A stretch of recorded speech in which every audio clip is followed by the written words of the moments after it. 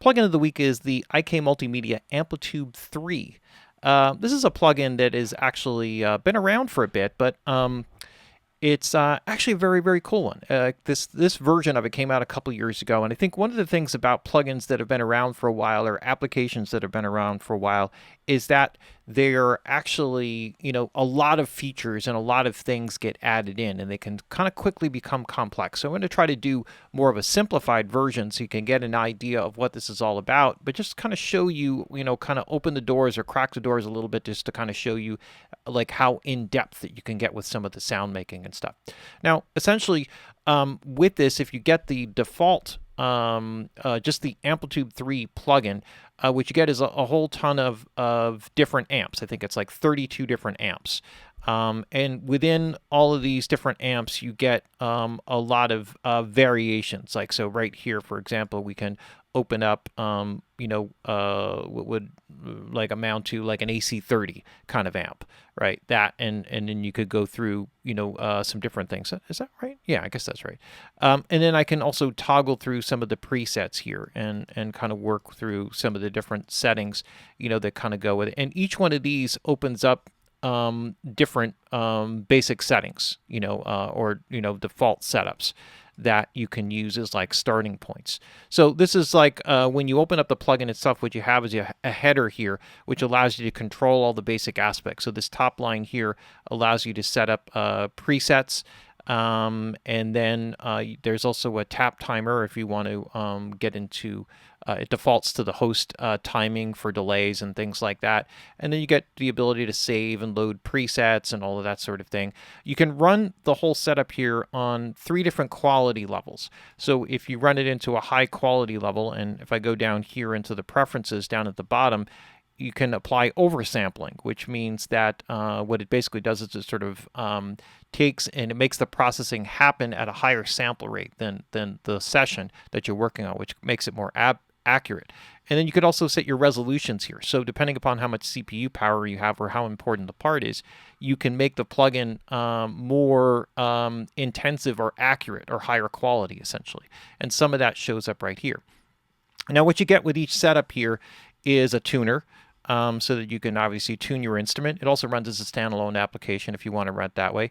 You get a series of stomp boxes. So you have 6 slots that are available here, and then you get a whole default run of all different kinds of EQs and filters and things like that.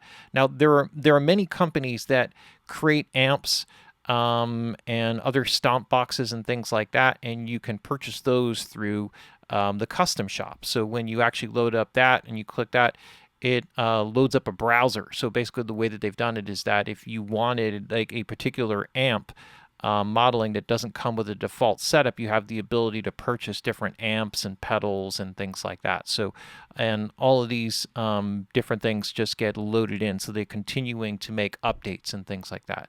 And then you can organize them by different things and purchase them, and then once they're validated, they become available into the setup here. So it gives you the ability to expand, but just off of the basic setup, it really, really gives you a ton to work with. And so I would say the only downside of it is that you don't see the actual amp names, right? So if you don't recognize some of the models and stuff like that, you'll have to kind of cross-reference and figure out what they are, or kind of go by ear with the tones. If you're a guitar player and you're familiar with amps and things like that, then a lot of the looks of them it'll make it obvious that this is like an AC30 or whatever it is. Now, you also get, in addition to amplifier selection, you also get a cabinet selection, and with 2 microphones, and you could use one or both. You also have room mics, which you can mix in, so you have those down here. You can move the positioning around for each of these setups, so it gives you the ability to do that. Select the different microphones that are available. And then you have a rack output for effects. So we'll kind of go through these in more detail. And then you could bypass the whole thing or mute the whole thing. Now, so this is always the same, or this section up top is always the same, and the section down at the bottom is always the same. And this is the input level, where you set your input level so it's not overloading or not driving enough power in. You got a gate that's built in, so if you got noisy pickups, you can kind of get onto that before anything happens there. This value knob, anytime you make an adjustment on something, if I grab a knob, it'll show the value of that knob right there so you can see what it is that you're adjusting instead of just sort of a random position that's shown here. So that's going to be your display. And then on the selected module, whatever it is, like these are the modules up here, you have different controls for panning, volume, phase. The phase comes into play in its relationship, in particular between the direct signal and the amplified signal, because in coming through a microphone, it's going to take a certain amount of time for it actually to get all the way through all the electronics. That takes almost no time at all. But when it pushes through the speaker, the distance it has to travel to the microphone does create a delay. And so combining the two, you can have the ability to control that. So it's set a default at 0, and you can push it plus or minus the either way, which kind of moves the direct or the amplified signal closer or farther away. You also have a mix control, and this gives you the ability to kind of blend all of the different things in a master output level. So you have a lot of different controls here.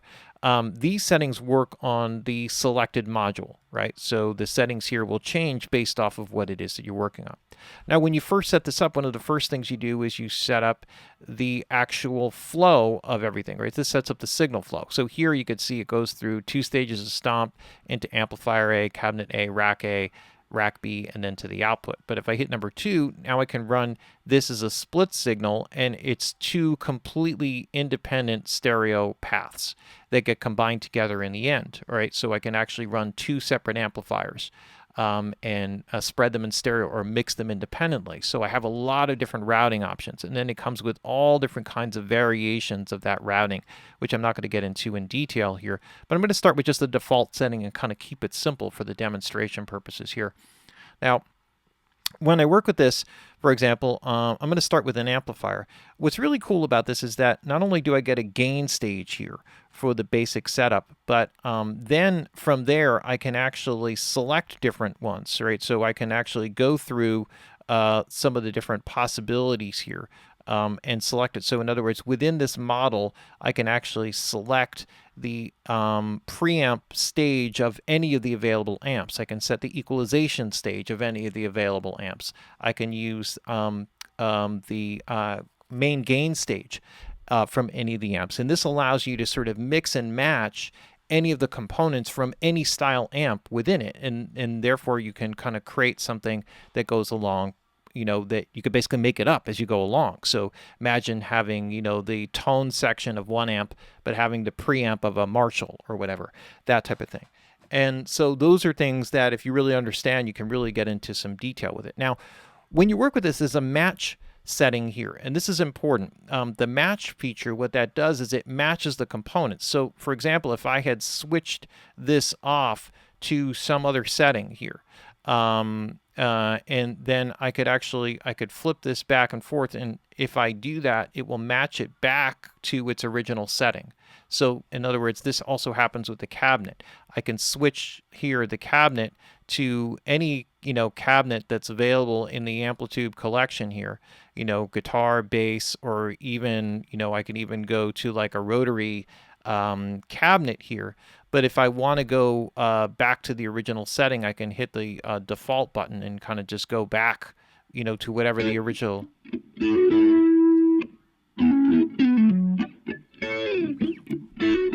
Which is actually really cool. I didn't even intend to do that, but I saw that and I couldn't help myself. So let's here go with, like, if I just kind of do like a 112 combo. Right, and then I can match this, and it will go back to the original cabinet that comes with the amplifier. So anyway, just to kind of give you like a basic idea of what's happening there. So when I work with this, let's just start with the stomps, or actually let's start with the main amp, because this is going to be the main sound, and just kind of show what we got here. So I can actually work initially, let's just see if I want to call up like a little bit of a cleaner tone here. So let's just start with sort of a default and toggle through.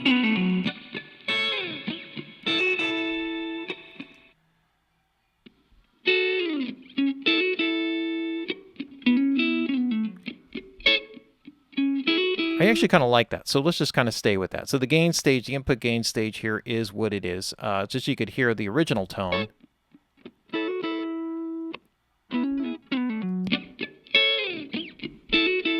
right? So you can hear like what's going on there. So I have like the basic tone controls. That's all pretty straightforward. I'm not going to go through all the different amps because there's just like you can download a sample or version of it and get an idea of all the capabilities of it, a demo version of it, and you can kind of go through all the different amps because you like just so much stuff, right? But you have whatever tone controls are available here. We have a spring reverb, so I'm going to take this out, but I could have that mixed in. And they actually give you an option in the preferences here where you can make that just sort of a digital or a real spring emulation, which just takes up a little bit more CPU power. And then from there, and then I have an output volume stage, right? So my output gain stage.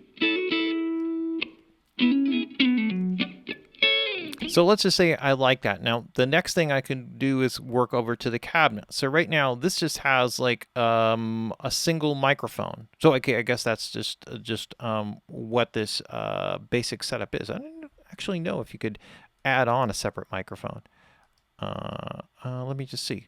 That's unmuted. Okay. All right. This one has a single microphone. So what I can do here is I can select from a variety of different microphones. I got SM57.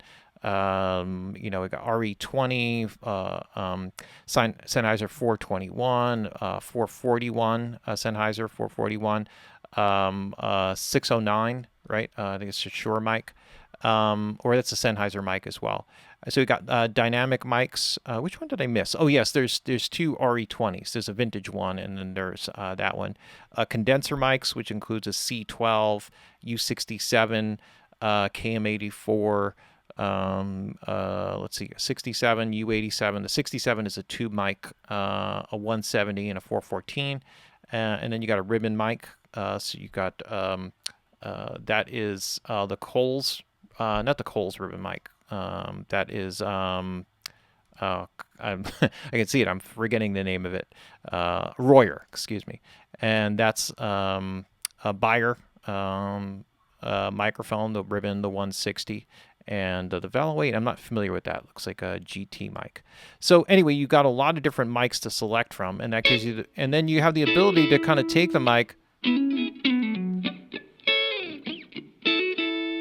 and move it around, and also move it farther away.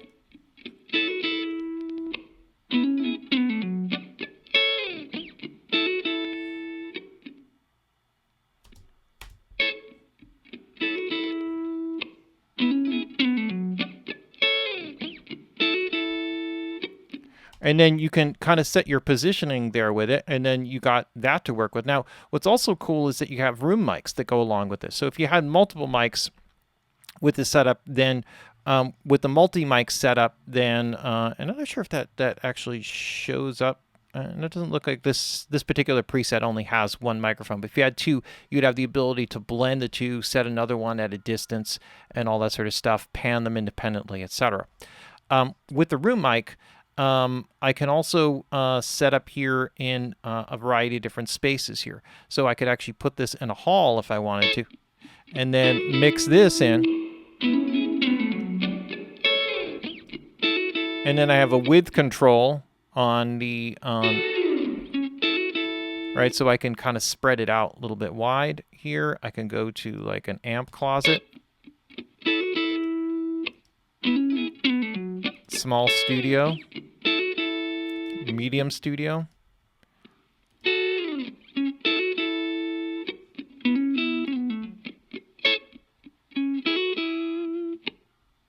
and then blend that in. So maybe we're going to go with the small studio here.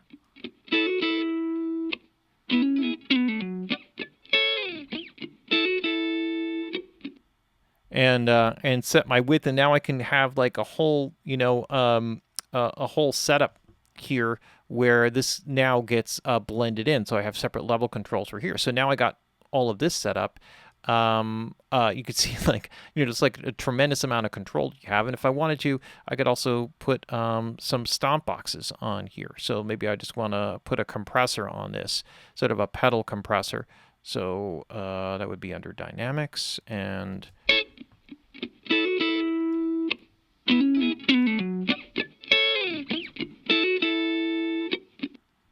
and then if I wanted to have a little bit of fun, there's like all kinds of really cool stuff in here. Like I can go with like a classic wah pedal. I think there was what is the? I think they have like a crybaby in here.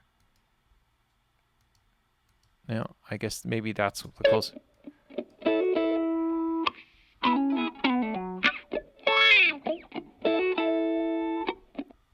And then, so.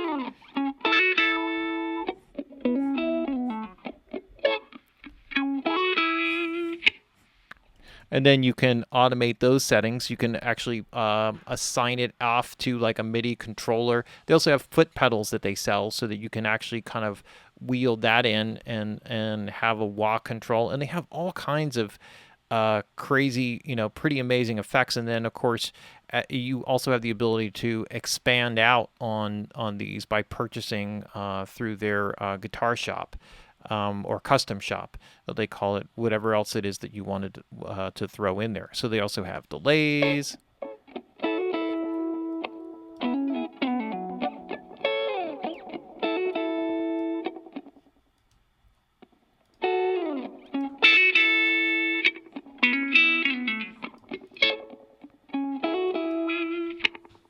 Oh, I think there's also a way to get this to work to its own. Yeah, it works.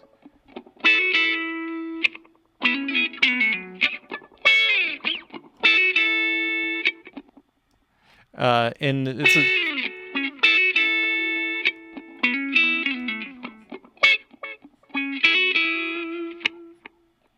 and then you can kind of balance the amount of this. So it's kind of cool. You get like a lot of control. That's just basically responding to the actual incoming signal. So it's an envelope kind of processing. So it's doing the wah based on that.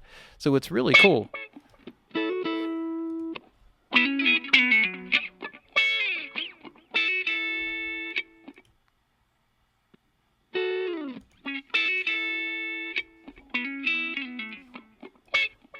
And so you can see very quickly how you can kind of put a sound together and kind of manufacture something. And then, come on, baby, let me help you believe in you and me. Come on.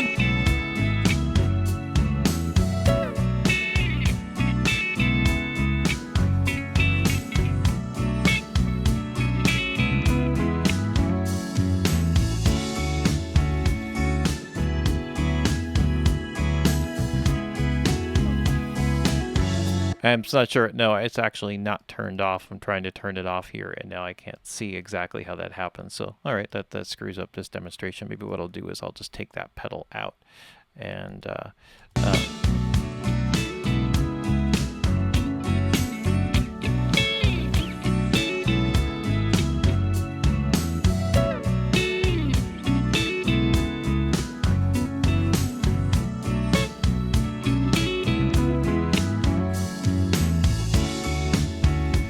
and anyway, you get the basic idea there. Or you could have like lined that up a little bit better and set it up. But from there, you could see like how much flexibility. Same type of thing with the stomps, just like a ridiculous number of options there. So in terms of like a tonal character thing for guitars, you could just completely reshape guitars, and there're just like so many different options that are available in terms of different amps. This is just comes with the basic setup. They have like looks like that's like a Roland JC120 amp. Going through it, I noticed that there was like modelings of Marshall amps. You just saw the Vox amps. And there's Ampex stuff in there. There's all kinds of things that are in there that give you all different kinds of character for all different styles of music and stuff like that. So pretty cool, pretty comprehensive plugin. And the fact that it's well supported and the fact that they're continuing to add new products into it makes it something that if you're really into this type of thing, it's like something that you can kind of build off of. And that part of it is really cool. All right. A little bit of a long one, but that's all right. This is a plugin of the week, the IK Multimedia Amplitube 3. Very cool one, powerful one. When you really dig into it, just a lot of options and a lot to chew on there for creating new tones and stuff. All right, let's move on.